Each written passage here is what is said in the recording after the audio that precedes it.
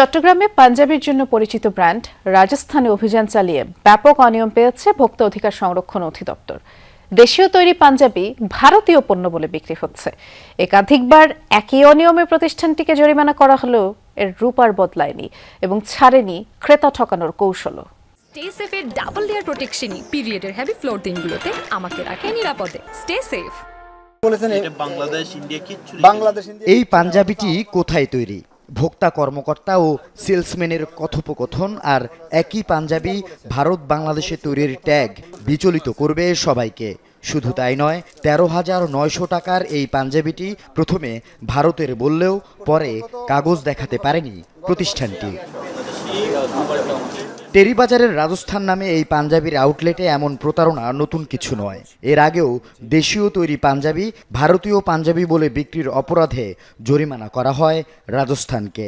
এবারও জরিমানা দিচ্ছে 1 লাখ টাকা। অসঙ্গতিপূর্ণ প্রচারণার কারণে আমরা তাদেরকে 1 লক্ষ টাকা অর্থদণ্ড করেছি আর ভবিষ্যতের জন্য সতর্ক করছি এরকম অসঙ্গতি যেন আর ভবিষ্যতে না থাকে। অভিযানের খবরে সেখানে ছুটে আসে ব্যবসায়ী নেতারা। অনিয়ম দেখে শোনালেন যুদ্ধ পরিস্থিতিতে ব্যবসা মন্দের গল্প। সভাপতি হলো আমিও একজন এই যে ক্রেতা, আমরাও চাই এটা একটা স্বচ্ছতা এগুলো থাকার জন্য। আসলে যুদ্ধ পরিস্থিতির কারণে আমাদের বেচা কিনামিতে বিরাট একটা স্থবিরতা দেখা যাচ্ছে। ভোক্তার সাথে কেন বারবার এমন প্রতারণা করছে প্রতিষ্ঠানটি? প্রশ্ন এড়িয়ে এভাবেই পালিয়ে যান দায়িত্বরত কর্মকর্তা। আল আমিন শিকদার, যমুনা নিউজ, চট্টগ্রাম।